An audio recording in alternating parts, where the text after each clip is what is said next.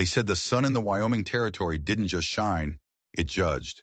And on that day in 1872, in the dusty spit of a town called Dusty Creek, it was judging a girl on a wooden platform. Her name was Li Hua. She was 18. Her wrists were bound with coarse rope, but her head was held high. The auctioneer, a man whose sweat stained the collar of his shirt a dark, greasy brown, barked out his final plea. "Last one, folks. Can't leave me with dead weight." He was selling a human being like she was a sack of last year's grain. The crowd simmered in the heat, their faces a mix of pity and contempt. A man in the front spat a wad of tobacco near the platform. "Nobody wants a China girl who can't speak a lick of English. She'll be dead by winter." Cruel laughter followed, cracking like dry twigs under a boot. Li Hua didn't flinch. She'd learned to build a wall inside her mind, a place where their words couldn't reach. But her hands, hidden by the folds of her faded dress, trembled. That was the one part of her she couldn't command. Her heart hammered against her ribs, a frantic bird trapped in a cage of bone. She wasn't just scared of the men below. She was scared of what she knew, the secret she carried like a hot coal in her soul. A secret that had burned her life down once before. The auctioneer's patience was wearing thin. "Come on now, just $1 to start. Anything." Silence. The wind kicked up dust, and the world seemed to hold its breath. Then a sound. The slow, heavy tread of boots on wooden planks. Every head turned. A man stepped out from the shadows of the saloon. He was tall and lean, dressed in a worn black coat that had seen too many suns. He moved with a kind of lethal stillness, a man who carried his past in the set of his shoulders. His name was James Morgan. The town knew him as a widower who lived 3 miles out, with only horses and ghosts for company. He stopped at the foot of the platform and squinted up at Li Hua. His eyes weren't hungry or cruel like the others. They were searching, as if he was looking for something specific. It made the hair on her arm stand up. "I'll give you $50, he said. His voice was quiet, but it cut through the murmuring crowd like a razor. $50. For her, the crowd gasped. That was more than a good horse cost. The auctioneer's eyes bulged. "50? For this one?" He stammered, gesturing at Li Hua as if she might be hiding gold in her pockets. James Morgan didn't answer him. He kept his eyes locked on Li Hua. He reached into his coat, but instead of pulling out a wallet, he produced a folded piece of paper. He held it up. "She's not for sale anymore," he said, his voice dropping an octave, carrying a warning that even the drunks in the crowd understood. "I'm not buying her. I'm claiming her." He unfolded the paper. It was a legal document, a marriage certificate, and at the top, written in neat, precise ink, was her name, Li Hua. The crowd went dead silent. The wind stopped. How in God's name could this stranger, this silent man from the plains, already know her name? He'd never seen her before in his life. Li Hua's heart stopped. This wasn't a rescue. This was something else entirely. This man wasn't a random savior. He was part of it. He had to be. The fear she'd held back for so long erupted, cold and sharp. She wasn't being saved. She was being passed from one cage to another. The auctioneer, stunned into silence, simply took the $50 and gestured for the deputy to cut her bonds. The rope fell away, leaving angry red marks on her wrists. Li Hua rubbed them, her mind racing, trying to piece together an impossible puzzle. How did he know her name? Was he one of them? The men who burned her village? The men who took her brother? James Morgan didn't touch her. He just waited, his gaze steady. He tilted his head, a silent question. "Ready?" She had no choice. She gave a single jerky nod.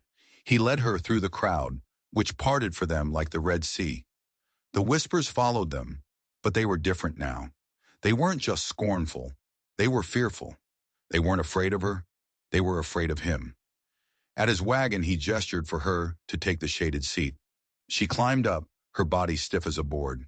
He took the reins, and with a soft click of his tongue, the horses moved. The town of Dusty Creek, with its judging eyes and cruel laughter, disappeared behind them. The ride was long and silent. The wagon wheels creaked a mournful rhythm against the dry earth.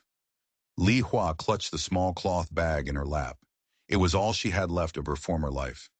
Inside were ghosts, memories, and a secret she would die to protect. She didn't look at him. She stared at the horizon, her jaw set. He was a mystery, and in her experience, mysteries were just dangers you hadn't figured out yet. When the cabin came into view, it was almost dusk. It was a simple one-story building, but it was sturdy, built to withstand the wind and the winter. There was a barn, two corrals, and a neat stack of firewood. But something was off. The windows weren't just glass. They had heavy wooden shutters on the inside, reinforced with iron. The door wasn't just a simple plank door. It was thick oak with a heavy-looking lock. This wasn't a home. It was a fortress. He brought the wagon to a stop and climbed down. "Your room's to the left," he said, his voice flat. "There's water in the basin." She slid down from the wagon, her bag held tight to her chest, and walked past him into the cabin. She half expected the door to slam shut behind her, the lock to turn, but it didn't. She found the room. It was small but clean. There was a bed, a washstand, and a window. She looked at the window first. It, too, had one of those heavy shutters, but it was something else that made her blood run cold. On the small bedside table, there was a small object, a tiny bird carved from a piece of dark wood. It was crudely made, but the shape was unmistakable. A sparrow with one wing slightly higher than the other. Her breath caught in her throat. She stumbled back, her hand flying to her mouth. It was impossible. It couldn't be. It was the same carving, the exact same flawed detail, as the sparrow her little brother, Li Wei, had carved for her on her 7th birthday. The one she'd lost in the fire. Who was this man? He knew her name. He had her brother's carving. He lived in a house built for a siege. Li Hua backed against the door, her heart pounding a frantic rhythm. This man wasn't her savior. He was her captor, and he knew everything. She didn't sleep. How could she? She sat on the edge of the bed, fully dressed, her shoes still on her feet, the little wooden bird clutched in her hand. Every creak of the floorboards, every sigh of the wind outside sounded like a threat. She waited for his footsteps, for the door to open. But they never came. After what felt like an eternity, she crept to the window and peered through a crack in the heavy shutter. The moon was high, casting a silvery glow over the yard, and she saw him. James Morgan wasn't in the house. He was in the barn. But he wasn't sleeping. He was pacing, back and forth, a restless shadow in the moonlight. He held a rifle in the crook of his arm. He wasn't resting. He was standing guard. But what was he guarding? Or who was he watching for? The next morning she woke to the smell of coffee and fried bacon. Outside her door was a tray with a plate of food and a steaming mug. He was nowhere to be seen. The gesture was kind, but she couldn't trust it. It was a trick, a way to lower her guard. Days fell into a strange, silent rhythm. He would leave food for her. He'd work the ranch, mending fences, tending to the horses. He never spoke to her, never approached her. He gave her space. Too much space. It was the calculated patience of a hunter waiting for his prey to walk into a trap. She decided to test him. She started leaving signals, things only someone from her province would understand.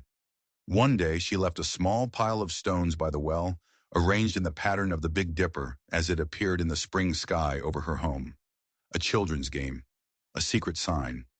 When she came back an hour later, the stones had been rearranged, into the pattern of the winter sky. He had answered her. He knew. Another day she took a piece of thread and tied a forgotten knot, a complex loop taught to sailors from her coastal village to remember the dead. She left it on the porch railing. That evening it was gone. In its place was another knot, the unburdening knot. The reply, he wasn't just a stranger who knew her name. He understood her silent language. He was pretending, hiding what he knew behind a mask of a stoic silence. Why? What did he want from her? One afternoon she decided to force his hand. She took a piece of linen from her bag and a needle with red thread. She didn't stitch a flower or a bird. She stitched a symbol, a tiger leaping through a ring of fire. It was the emblem of the Tong, the secret society that had ruled her province. The same men who had acted as judges, protectors, and executioners. The same men her father had defied. The men who had sent the soldiers to burn their village to the ground. It was a challenge, a question. Are you with them? She left the handkerchief on the empty tray outside her door. That evening, when he came to collect it, she watched through the crack in her door. He picked it up. He looked at the embroidered tiger, and she saw his face. It wasn't warm. It wasn't pleased. His face went pale. A flicker of something cold and hard passed through his eyes. He crushed the linen in his fist, his knuckles white. He knew the symbol, and he feared it, or he hated it. That night he didn't go to the barn. He slept on the floor in the main room, a blanket spread by the hearth, his rifle beside him. He wasn't giving her space anymore. He was guarding her. Or maybe, she thought with a shiver, he was guarding himself from her. The questions piled up, each one more terrifying than the last. The town whispered that his first wife hadn't died of a fever. They said she just vanished. One day she was there. The next, she was gone. Some said she ran off with a traveler. But others, the old-timers, they whispered darker things. They said something came for her. Li Hua clutched the wooden sparrow. This silent, watchful man wasn't just a rancher. He was a man with a dark past and a dangerous secret. And somehow she was now at the very center of it. A week later, the sky opened up. A cold autumn rain began to fall, turning the dusty yard into a sea of mud. Li Hua was in the main room, trying to stay warm by the fire, when James came in from the barn, dripping wet. He didn't look at her. He went to a large iron-banded chest in the corner of the room, a chest she'd never seen him open before. He pulled a key from his pocket and unlocked it. She pretended to be focused on the fire, but she watched his reflection in the dark window pane. He took out a worn, leather-bound journal. He sat at the table and opened it, his back to her. He seemed lost in whatever was on the pages. Her curiosity was a painful, sharp thing. She had to know. When he got up to add more wood to the fire, his back still turned, she took her chance. On the table, she left a few of her own things. Her needle, her thread, a scrap of linen. It was a risk, a terrible risk, but she had to see what he was hiding. Quiet as a ghost, she moved to the table. She pretended to be gathering her sewing things, her body shielding the open journal from his view. Her eyes darted down to the page. It wasn't writing. It was a drawing, a sketch, done in charcoal, of a man's face. A hard face, with a long scar running down his left cheek. But it was the symbol tattooed on the man's neck that made her heart stop. A tiger leaping through a ring of fire. She felt a wave of dizziness. She stumbled back, a small gasp escaping her lips. He turned, his eyes narrowed. "What is it?" She couldn't speak. She just pointed at the journal, her hand trembling. He looked from her terrified face to the drawing. His expression hardened. He knew she'd seen it. The charade was over. He didn't yell. He didn't move. He just closed the journal slowly. "You know that, Mark," he said. It wasn't a question. She nodded, finding her voice. It came out as a whisper. "They burned my village. They took my brother." He stared at her for a long moment, his eyes searching her face. It felt like he was peeling back every layer of her soul, looking for the truth. Then he did something she never expected. He stood up, walked back to the locked chest, and pulled something else out. A stack of papers tied with a ribbon. He placed them on the table. They were drawings, not his. They were delicate, done with a finer hand. "My wife," he said, his voice rough with an old, deep pain. Her name was Sarah. She wasn't just a rancher's wife.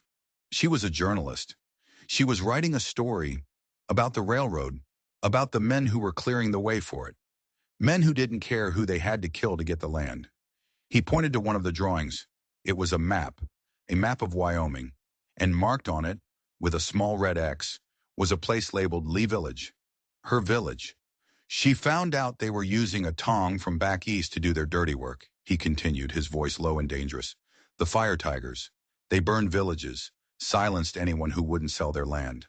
Sarah. She got too close." Li Hua stared at him, her mind reeling. "Your wife? She knew about my home?" "She knew they were planning to destroy it," he said. His face was a mask of grief and fury. "She tried to warn them, But she was too late. One night, she rode out to meet an informant. She never came back. They found her horse a week later. That's all. Suddenly, it all started to click into place. The fortress-like house, the constant vigilance, the rifle. He wasn't just a grieving widower.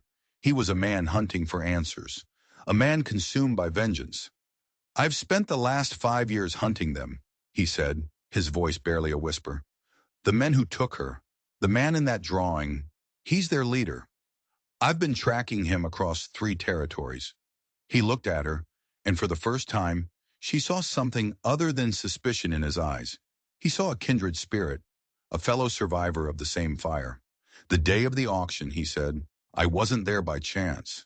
My sources told me a new shipment of girls had come in on the railroad, a shipment handled by the fire tigers. I went there looking for a lead, a witness, anyone who might have seen something." He paused. "But I never expected to see you.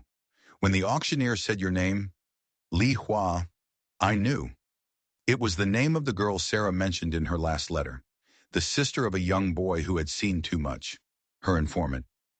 Li Hua felt the floor drop out from under her. "My brother, Li Wei. He was your wife's informant?" "Yes," James said. "He was the witness she was going to protect. The fire tigers didn't just burn your village to get the land. They burned it to find him, to silence him. It was too much." The pieces were all there, a horrifying mosaic of violence and conspiracy. His wife, her brother, their lives all tangled together and destroyed by the same unseen enemy. She clutched the table for support. "Where is he? My brother. Do you know if he's alive?" Before James could answer, the sound of hoofbeats thundered into the yard. Fast. Too fast. James spun toward the window, grabbing his rifle. He peered through the shutter. "Get down," he hissed. "They found us." The men didn't bother knocking. The front door exploded inward, splintering off its hinges. 3 of them stormed in, their faces hard and cruel in the flickering firelight.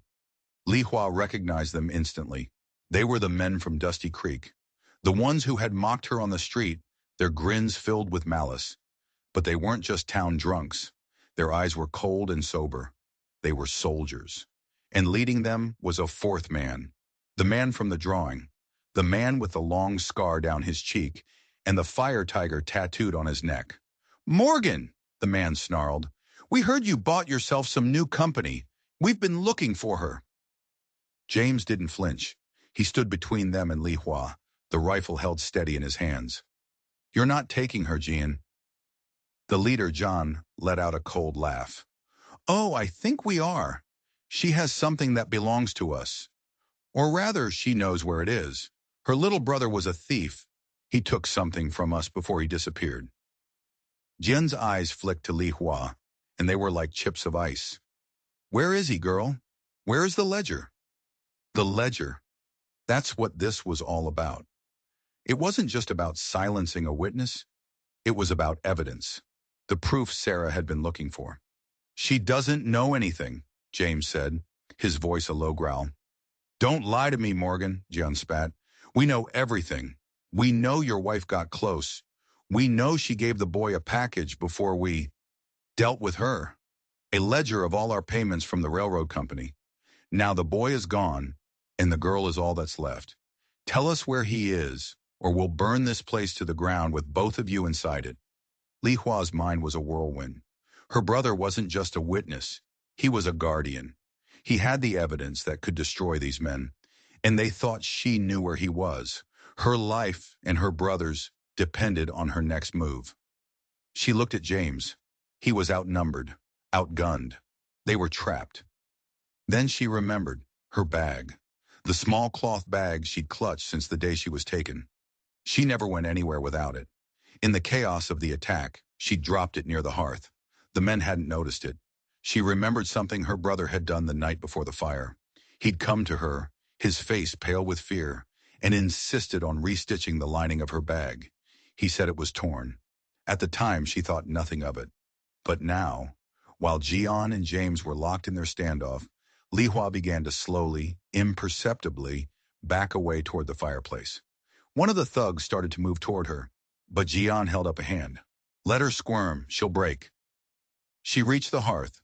Her fingers brushed against the familiar coarse fabric of her bag. Her heart hammering, she fumbled with the seams inside. There, a place where the stitching was thicker, clumsier, her brother's handiwork. With trembling fingers, she ripped the threads. A small, folded piece of oilcloth fell out, and a piece of paper. Jian's eyes widened. There, get it! But it was too late. Li Hua snatched the paper. It was a map crudely drawn of the area around the ranch. A cave hidden in the hills a few miles north was marked with an X, and beside it, a message scrawled in their native tongue. Sister, if you are reading this, I am safe. The proof is with me. Find the Sunstone Ridge. I will wait for you. Be strong. Wei. He was alive. A wave of relief so powerful it almost buckled her knees washed over her. He was alive, and he was waiting. The oilcloth package contained something else. It wasn't the ledger. It was a single page torn from it, a list of names. And at the top of the list, under the heading Local Payments, was a name that made the blood freeze in her veins. Sheriff Miller, Dusty Creek. The law in Dusty Creek was on their payroll. There was no one to call for help. No one was coming to save them. They were completely, utterly alone. The thug lunged for her. James fired. The man grunted and fell back. Chaos erupted. Jian drew a pistol, firing wildly. James shoved Li Hua behind him, pushing her toward the back of the cabin. The cellar! He yelled over the gunfire. Go! He provided covering fire as she scrambled toward a trap door in the floor she hadn't even known was there. She wrenched it open and stumbled down the ladder into the dark, musty space below. The sounds of the fight raged above her. Gunshots, the crash of furniture, men shouting in anger and pain. She huddled in the darkness, clutching the map, her brother's words a prayer on her lips. James was up there, fighting for her, for a memory, for a justice he might never see. She couldn't just hide. She looked around the cellar. It was filled with supplies, crates, barrels, sacks of flour. And in the corner, a stack of old lanterns and several large tins of kerosene. An idea, desperate and dangerous, sparked in her mind. The fire tigers liked to burn things. It was time, she thought, to fight fire with fire. Li Hua worked in a frenzy, her fear replaced by a cold, sharp resolve. She uncapped the kerosene tins, her hands shaking but her purpose clear. She soaked rags, stuffed them into bottles, and found a box of matches in a dry tin. Above her, the fight was growing more desperate. She heard a cry of pain, James's voice. She had to act now. She scrambled up the ladder, a lit lantern in one hand and 2 kerosene-soaked bottles in the other. The main room was a wreck. 2 of the thugs were down. James was slumped against the wall, a dark stain spreading across his shoulder, his rifle just out of reach. Jian stood over him, a triumphant, ugly sneer on his face. He was raising his pistol for the final shot. Looking for this? Li Hua screamed. She held up the single page from the ledger. Jian froze, his eyes locking on the paper. The list, he breathed. The momentary hesitation was all she needed. With a cry that came from the depths of her soul, she hurled the first bottle. It shattered against the wall right behind Yan, splashing kerosene all over him. Before he could react, she threw the lit lantern. The world erupted in a whoosh of orange flame. Yan shrieked, a terrifying, inhuman sound as the fire engulfed him. He stumbled back, a living torch, crashing through the broken doorway and into the rainy night. The remaining thug, his face a mask of horror, turned to run. James, gritting his teeth in pain, had managed to grab his pistol. A single shot rang out, and the man fell. Silence descended, broken only by the crackle of the flames licking at the doorframe and the sound of the rain hissing against the fire. Li Hua rushed to James's side. The wound was bad, but he was alive. He looked at her, his eyes filled with a mixture of awe and disbelief. You saved my life. You saved mine first, she whispered, tearing a strip from her dress to press against the wound. They worked together, putting out the fire before it could consume the whole cabin. As the adrenaline faded, exhaustion hit them like a physical blow. They collapsed at the table in the smoke-filled room, the bodies of their attackers lying silent on the floor. The sheriff, James said, his voice strained. He's one of them. We can't go to the town. I know, Li Hua said, showing him the list. We don't have to. Wei has the rest of the ledger. We just have to get to him. She showed him the map. Sunstone Ridge. He's waiting for us. James studied the map, then looked out into the pre-dawn gloom. They'll be waiting for us, too. Jean's men will have the roads watched, and the sheriff will be hunting us, claiming we're the murderers. They were fugitives, wounded, exhausted, with an entire network of corrupt and powerful men hunting them. But for the first time, they had something more powerful than fear. They had a destination. They had a purpose. They had hope. You need a doctor, Li Hua said, looking at his shoulder. Later, James said, his jaw tight with pain and determination. First, we get your brother. We finish what Sarah started. He looked at her, his eyes clear and steady despite the pain. The walls between them, the secrets and the silence, had been burned away in the fire. I made a promise to my wife that I would see this through. Now, I'm making that promise to you. Li Hua met his gaze. She saw the man he truly was, not a captor, not just an avenger, but a man of honor, bound by a promise to a ghost. And she, who had lost everything, realized she had found the one thing she never expected, an ally, a partner. Okay, she said, her voice firm. We'll need horses and more guns. She looked around the wrecked cabin at the aftermath of the battle. Her old life was gone, burned to ash. Her new life had just begun, forged in violence and desperation. Let's go get your justice, she said, and my family. They moved under the cover of the lingering storm, two ghosts slipping away from a scene of death. James, weakened from his wound, leaned heavily on Li Hua as they made their way to the barn. Every step was an agony for him, but he never complained. He just moved forward, his focus absolute.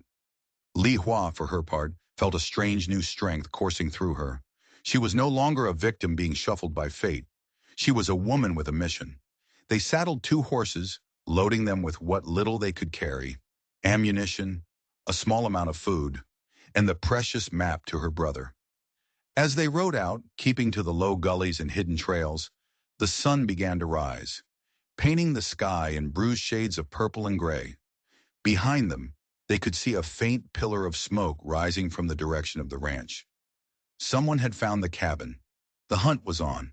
They rode for hours, the silence between them no longer awkward or suspicious, but a comfortable blanket of shared understanding. They were two broken pieces of a larger story, now moving together toward a single purpose. He taught her how to handle a pistol, his instructions short and precise.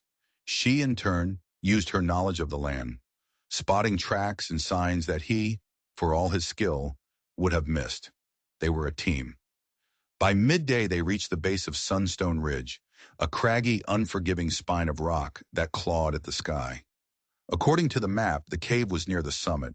The climb was treacherous. They had to abandon the horses and proceed on foot. James's wound had reopened, and he was pale, his breathing shallow. He stumbled, and Li Hua caught him. I can't, he gasped, leaning against a rock. You go. Find your brother. Don't let them get that ledger.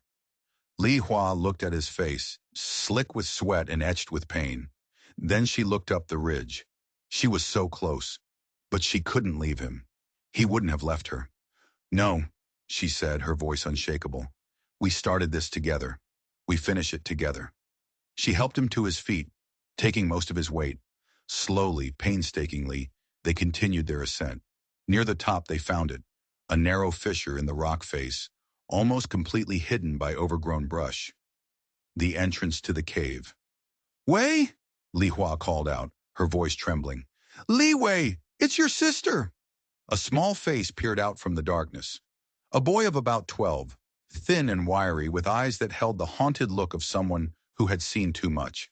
Jie, he whispered, using the intimate term for older sister.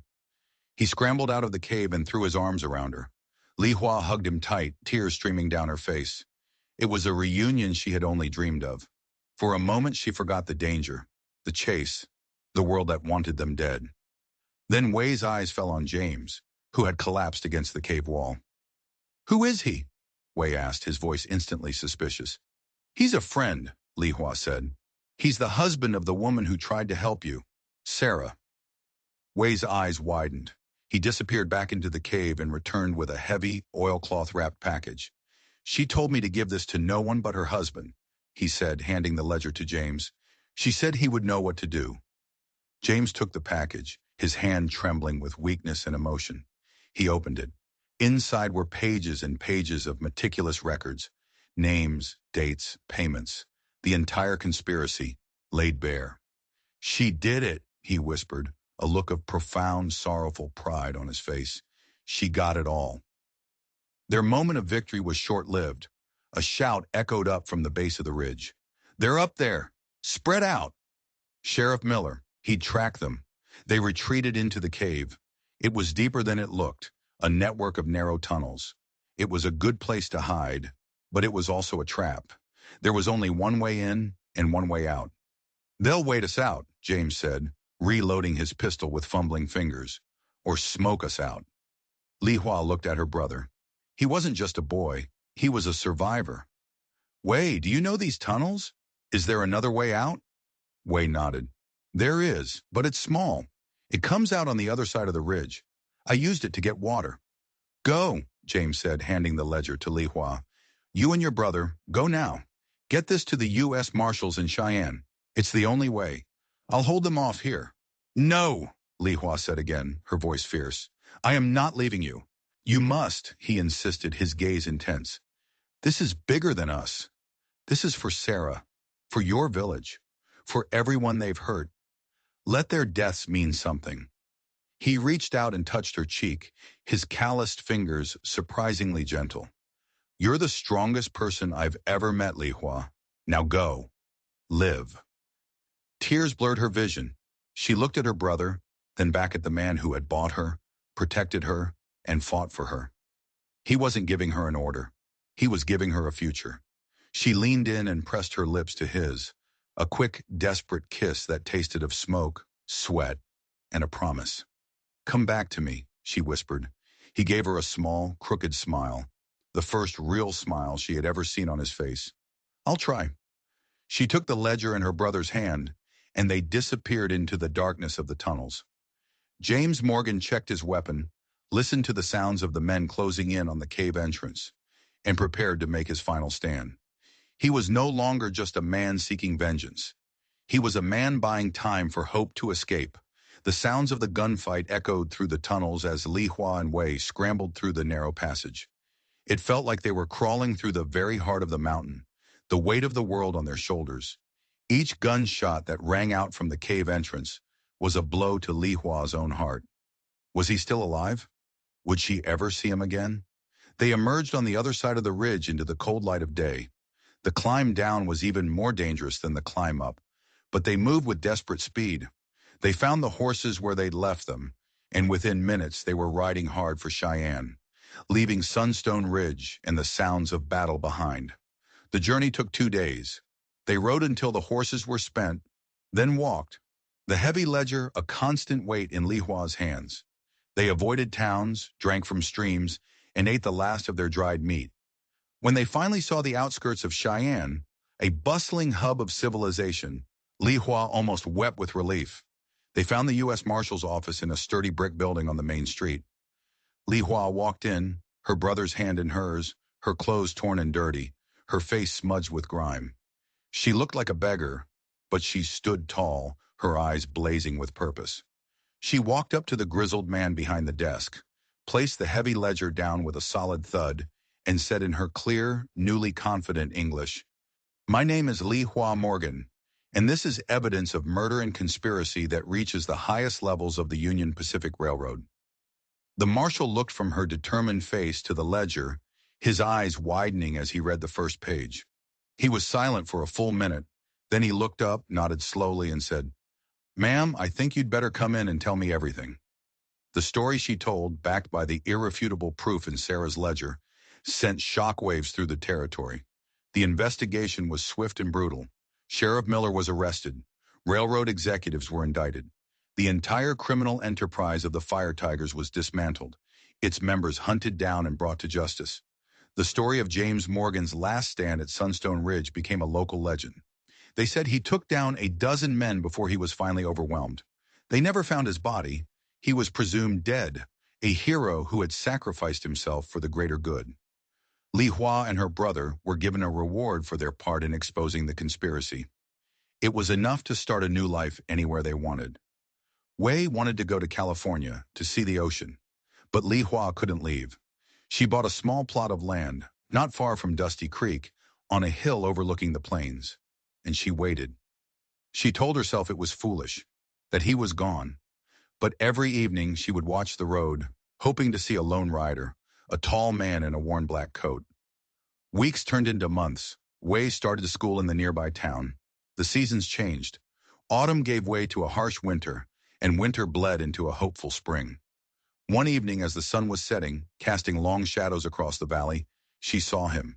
A figure walking, not riding, limping heavily, leaning on a rough-hewn crutch. He was thinner, his face scarred and weathered, but it was him. She ran. She didn't care about the mud on her dress or the tears streaming down her face. She ran to him, and he opened his arms and she fell into them. He was real. He was alive. "How?" she whispered into his chest. "I promised I'd try," he said, his voice raspy. He'd been badly wounded in the fight, left for dead. A native trapper had found him and nursed him back to health over the long winter. As soon as he was strong enough to walk, he'd started making his way back to her. They stood on that hill for a long time, holding each other, two survivors who had walked through fire and found each other on the other side. The war was over. The ghosts had been laid to rest. "I still have the marriage certificate," he said quietly. "It was meant to be a shield, to protect you, but it was never a cage. You're free, Li Hua. You and your brother can go anywhere you want." She looked up at him, at the man who had faced down her demons and his own. She saw the quiet strength, the unwavering honor, the love that he didn't need to speak for her to feel. She thought of the auction block, the cold fear, the long journey that had brought her here. She was free, and she knew exactly where she wanted to be. "My name," she said, a brilliant smile spreading across her face, "is Li Hua Morgan, and I am home." The story of the silent rancher and his Chinese wife became a different kind of legend in Dusty Creek. It wasn't about vengeance anymore. It was about courage, survival, and a love that was stronger than greed and more powerful than hate. They rebuilt the ranch, not as a fortress, but as a home. They adopted an orphan girl named Rosa, who filled its rooms with laughter. They planted a plum tree on the hill, and every spring it blossomed, a splash of brilliant color against the endless plains, a testament to the fact that even in the harshest soil, the most beautiful things can grow. If you were moved by the story of a man who sought justice and a woman who found her voice, a story where love wasn't a simple romance, but a bond forged in fire and truth, then make sure you hit that subscribe button. Here on this channel, we believe the greatest stories aren't just about what happens to people, but about the choices they make when the world tries to break them. We uncover tales of impossible alliances and incredible courage, proving that even in the darkest of times, the human spirit can burn so bright. Join us for the next story, and never forget the power of fighting for where you belong.